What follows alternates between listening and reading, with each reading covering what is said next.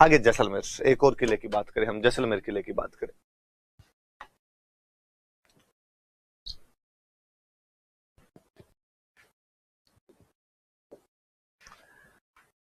फिर मेरी कुछ बात बताई हुई कि 1155 में जैसल इस किले का निर्माण करवा था। भाटी राजा हुआ था जैसल, उसने किले का निर्माण करवाया था। त्रिकुट पहाड़ी है,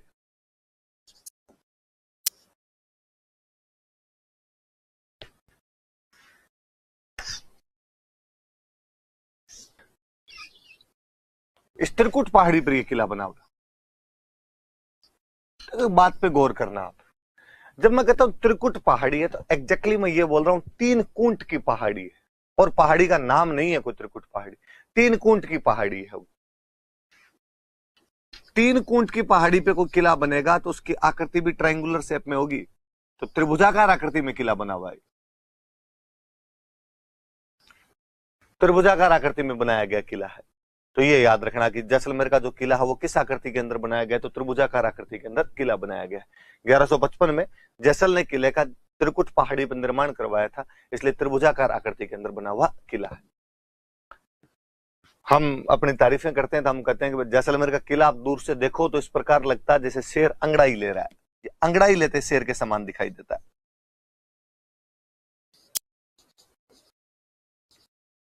अंगड़ाई लेते शेर के समान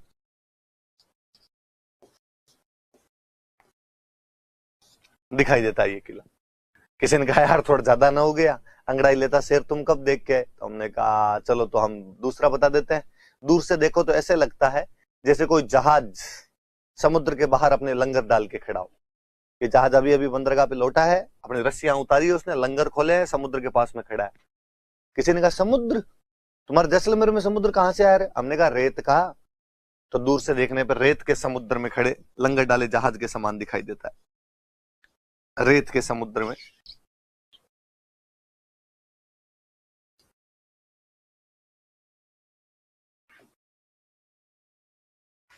रेत के समुद्र में लंगर डाले जहाज के समान दिखाई देता है।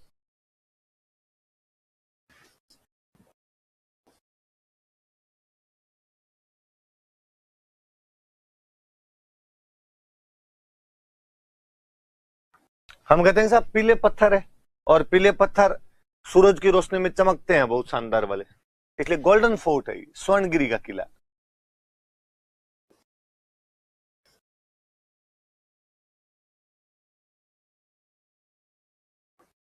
स्वर्णगिरी किला कहलाता है। 1155 में भाटी राजा जैसल ने इस किले का निर्माण करवाया।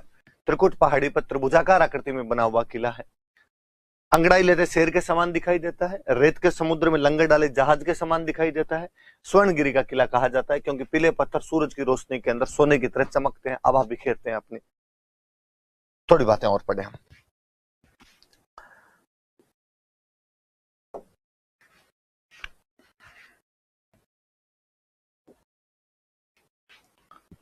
ठेठ बॉर्डर पे बना हुआ है। अबुल फजल कहता है कि वहां जाने के लिए आपके पास पत्थर की टांगे होनी चाहिए। शरीर कीजिए काठ कान, पग कीजिए पाषाण, कोई बख्तर कीजिए लोहे कौन, तब पहुंचे जैसान। कि यदि आपको जैसलमेर तक पहुंचना है तो आपकी टांगे किसकी हो जानी चाहिए? पत्थर की। शरीर कीजिए काठ का, शरीर लकड़ी का हो। पग कीजिए पाषाण, आपके पैर पत्थर के बन जाए। बख्तर कीजिए लोहे का, आपके कपड़े, आपके बख्तर, आपका कवच लोहे का, तब पहुंचे जैसान, तब आप जैसलमेर तक पहुंच सकते हो। कोई पूछे कि किसने कहा था कि जैसलमेर के किले तक जाने के लिए पत्थर की टांगे चाहिए, तो अबुल फजल ऐसा कहता है। कि अबुल फजल के अनुसार पत्थर की टांगे ही आपको जैसलमेर के किले तक पहुंचा सकती है। पत्थर की टांगे जैसलमेर के किले तक पहुंचा सकती है।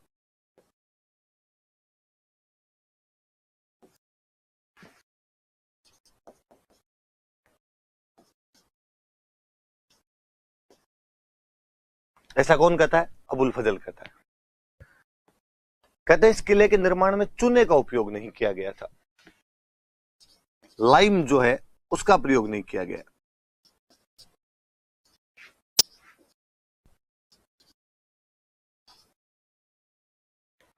फिर मुझे लगता है यार चूने का उपयोग करेंगे तो पानी की आवश्यकता पड़ेगी।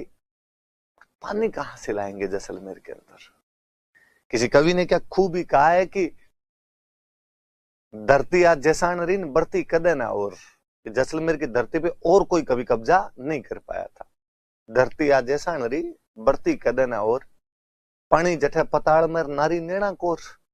कि पानी वहां दो ही जगह था, या तो जैसलमेर में पानी पाताल के अंदर था, या महिलाओं की आंखों में था। इसके अलावा तो कहीं पे पानी था नहीं। तो भाई चूने का उपयोग करोगे तो पानी की आवश्यकता पड़ेगी, पानी की कमी थी, इसलिए चूने का प्रयोग नहीं किया गया। कहते इसके एक दो महल है जिनकी जो छत है वो लकड़ी की बनी हुई है, वुडन रूफ है। किले का जो परकोटा बना हुआ है, ऐसे लगता है ऐसे घाघरा पहन रखा हो किसी महिला ने, घाघरा नुमा परकोटा है, डबल परकोटा बना हुआ है, ऐसे लगता है ऐसे घाघरा पहन रखा हो महिला ने, घाघरा नुमा परकोटा है, तो नाम पड़ गया कमरकोट। जैसे जालिम सिंह ने बनवाया तो जालिम कोट, वैसे घाघरा नुमा परकोटा, ऐसे कमर में घाघरा पहना हुआ हो तो ऐसे लगता है ऐसे कमरकोट है। पहले क्या होता है, जैसे किला बना हुआ है, किले के चारों तरफ परकोटा बना हुआ, तो परकोटे के पास पास में टावर बनाते थे। खूब टावर होते हैं जिनमें बैठ के दुश्मन की गतिविधियों पर ध्यान रखा जाता था। ये जो टावर होते हैं, इन टावर को बोलते थे बुर्ज। जैसलमेर के किले में राजस्थान में सबसे अधिक टावर बने हुए, सबसे अधिक बुर्ज है 99। कोई पूछे कि 99 बुर्जों वाला किला कौन सा था, तो 99 बुर्जों वाला कोई किला है तो जैसलमेर का किला है। तो याद रखना कि जैसलमेर किले में कितनी बुर्ज है? 99, सर्वाधिक, मैक्सिमम। कि राजस्थान में सर्वाधिक बुर्जें किस किले में थी, तो सर्वाधिक बुर्जें जो थी वो जैसलमेर के किले के अंदर हुआ करती थी। कितनी बुर्जें थी? तो 99 बुर्जें इस किले के अंदर बनी हुई है। भारत के बहुत बड़े मशहूर फिल्म मेकर हुए हैं सत्यजीत रे, और सत्यजीत रे को ये किला इतना पसंद आया था कि उन्होंने इस किले पे मूवी बना दी थी। सत्यजीत रे ने मूवी बनाई है, बड़ी बात है। सत्यजीत रे को ऑस्कर मिला हुआ लाइफ टाइम अचीवमेंट का, और मूवी का नाम ही रखा था सोनार किला, गोल्डन फोर्ट या सोनार किला के नाम से मूवी बना दी थी। 2009 के आसपास में ऐसी चर्चाएं थी कि किला गिर सकता है, तो भारत सरकार का और तो बस चला नहीं, तो 2009 में इस किले पे डाक टिकट जारी किया गया था।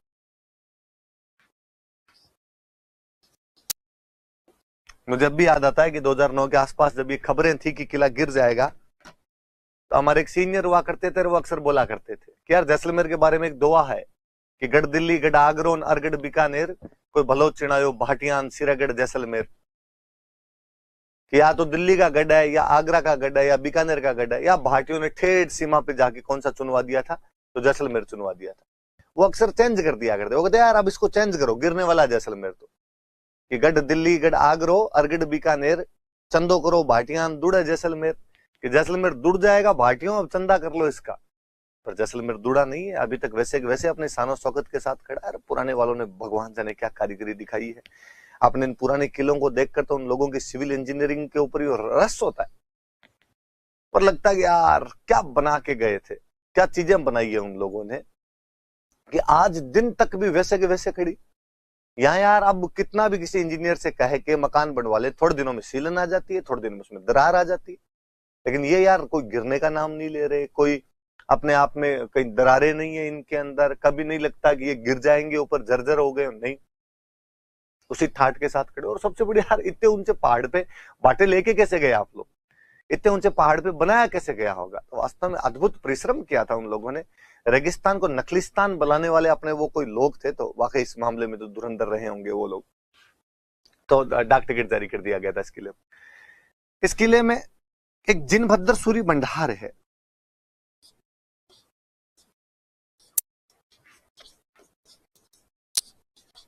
याद रखना इस फैक्ट को। इस जिनभद्र सूरी भंडार में राजस्थान की प्राचीन जितनी भी हस्तलिखित पुस्तकें हैं, पांडुलिपियां, मैन्युस्क्रिप्ट जितनी पड़ी है, वो सारी इस किले के अंदर है। ये प्राचीन हस्तलिखित पुस्तकों का संग्रह है यहां पर।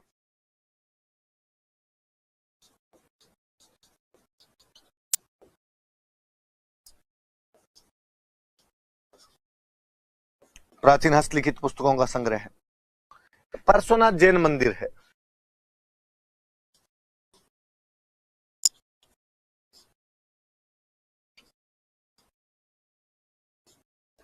एक कुआं बना हुआ है जिसका नाम है जैसलू कुआं।